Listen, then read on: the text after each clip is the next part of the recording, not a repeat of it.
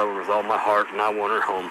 Please come help find my sister. 8-year-old Lydia Horton is pleading for help. This is unreal. To find her 12-year-old sister, Adriaunna. This is the worst feeling I've ever had in my life. It was a missing child. I don't know whether she's safe, if she's okay, if she's here. Adriaunna has been missing now for over 24 hours. We're looking everywhere, every creek, every pond. And for her family, the worry is only growing. It's unreal. I mean, I feel for people when this happens because I've always been fortunate that it didn't happen to me. But now it's happened to me. Her family says it's out of character for her to get into a car with someone without permission. She don't get in a vehicle and go anywhere. What upsets me the most is she knew this fella. She played with this guy's kids. Several law enforcement agencies and hundreds of volunteers are covering a wooded area around Muddy Creek. Thank God that everybody's come together and looking for her. If it was my kid, I want somebody to help me. Searching by helicopter, ATV, with horses, using canines and on foot.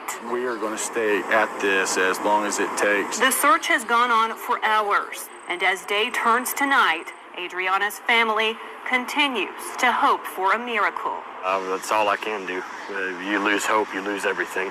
You know, we're here. We're looking for you. Don't worry, we will find you. System failed Adriaunna Horton.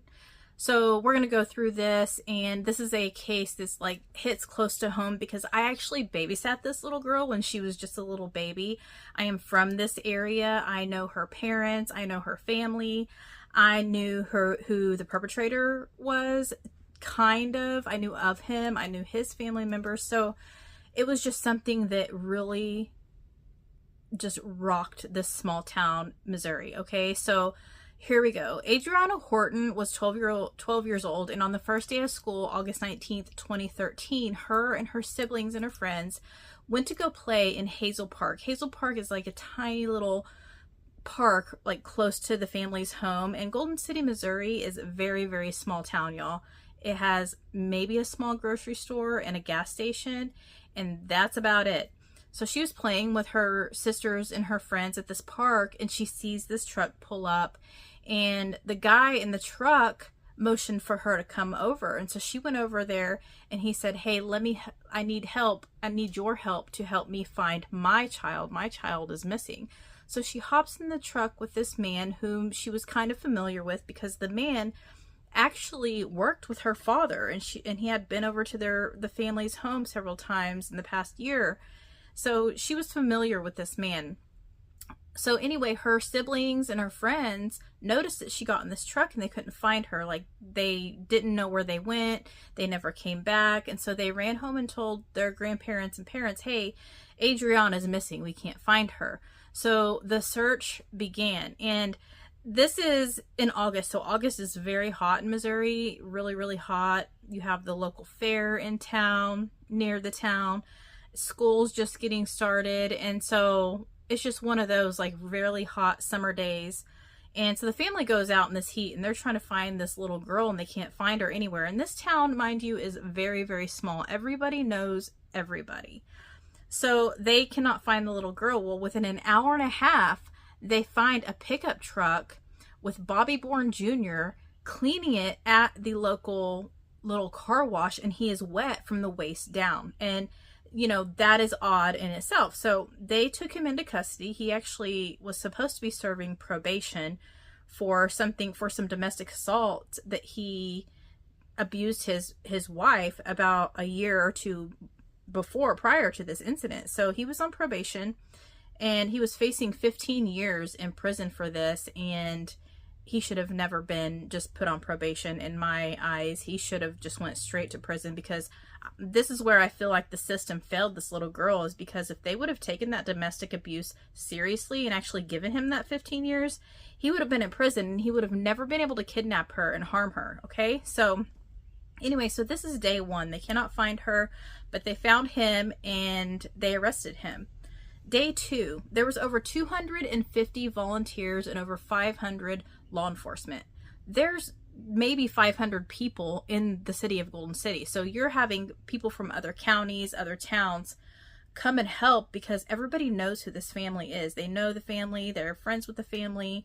And, you know, it was just amazing to know that all of these people were volunteering to find this little girl because she's still missing 24 hours later. Also, they charged him with kidnapping, with child abduction. They charged Bobby with child abduction and put a $1 million bond. So they knew that he would not be able to get out. Okay, let me just pause right here because this is such a small town. There were people in the area, and I know this because I am from the area and I know the people, I know the siblings, I knew this little girl, I knew the parents. They had people go up to the jail. Now, the jail is in Lamar, Missouri. It's a little small town of like 5,000 people. And it's a small little jail. And they had people go up there and put $1 million, the $100,000, you know, you have to do 10%, and slap it down on the thing and say, let him out. I'm bailing him out. Now, he was not able to get bailed out that way because law enforcement knew, you know, what could have probably happened. They just knew. So if you're understanding what I'm putting down, he was not bailed out. He was actually transferred to a different jail in a different county, a bigger jail, because of the situation. You know, when people in the jail, in this small jail, there's multiple people in cells, and so they do have to protect the perpetrator also, and we'll touch on that a little later. So you have over 250 volunteers, over 500 law enforcement are like looking for this little girl. That was day 2. He slapped with $1 million bond, does not bond out, gets transferred to a different jail because he's receiving threats inside the jail and outside the jail.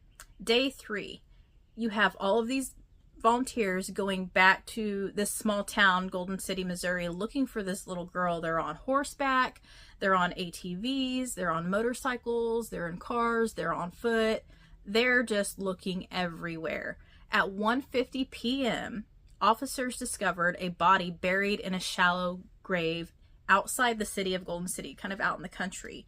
And it took 24 hours for them to identify the body being 12-year-old little Adriaunna Horton. She was assaulted, and the cause of death was strangulation. So Bobby Bourne was charged with first-degree murder, first-degree statutory rape, forcible rape, and child kidnapping.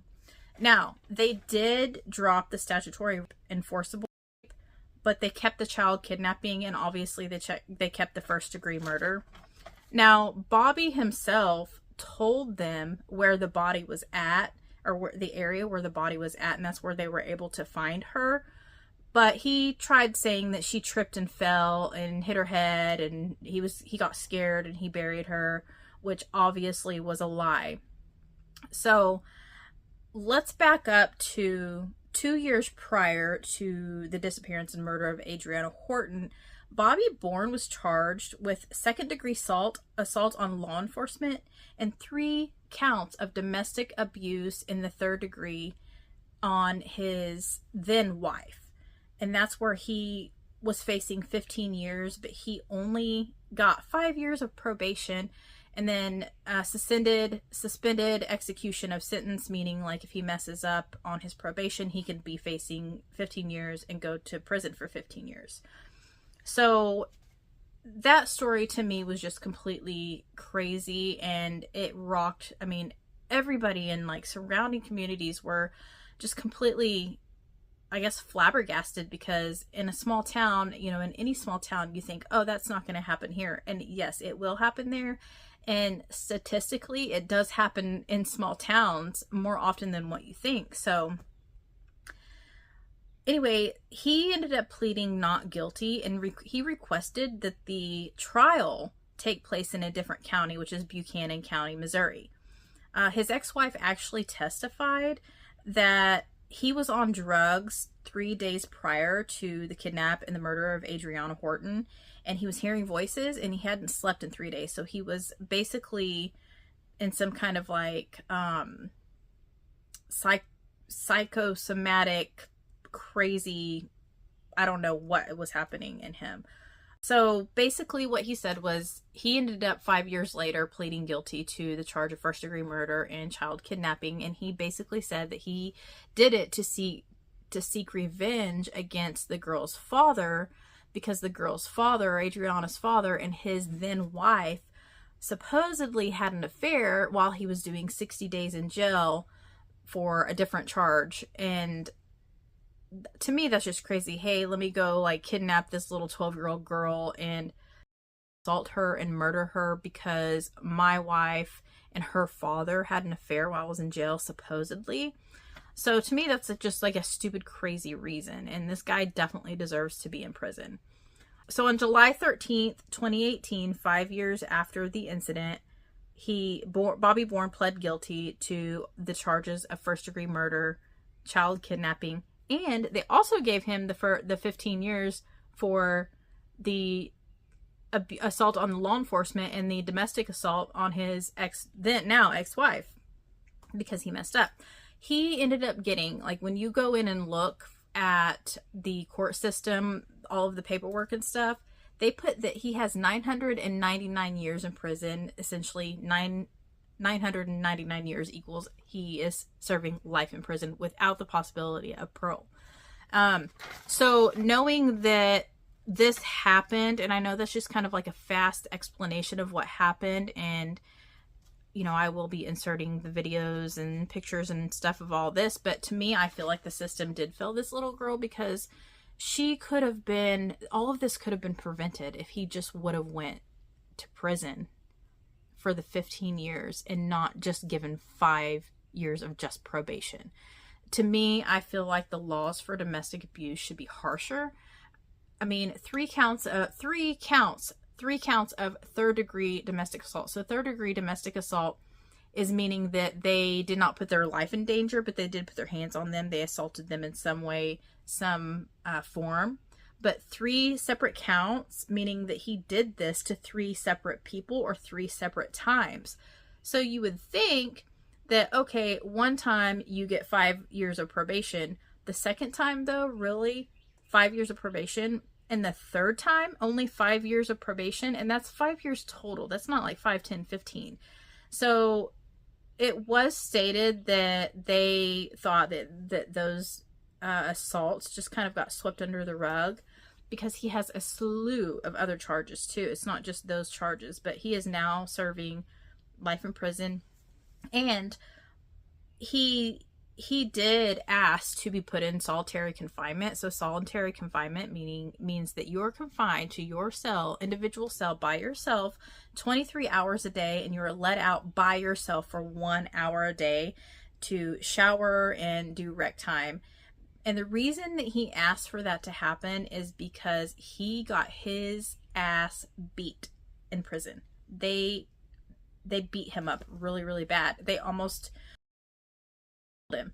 And you know, when in the prison systems, a lot of these people who are in prison are not in prison for, you know, bad things like murder and stuff like that. They're mostly in there for drugs or small things or whatever. And so when it comes to children and somebody harming a child, especially murdering them and sexualizing them, these prisoners, they don't care. They will take somebody's life and spend the rest of their lives in prison because they know and that something like that is just not okay. So it's a sad situation, and I really wish the court systems or the judicial system would really take domestic abuse very seriously, because once they do it once, they're never going to stop. They're going to keep doing it, and it's a high possibility that it will just get worse as they go. So that is the story of 12-year-old Adriaunna Horton from Golden City, Missouri.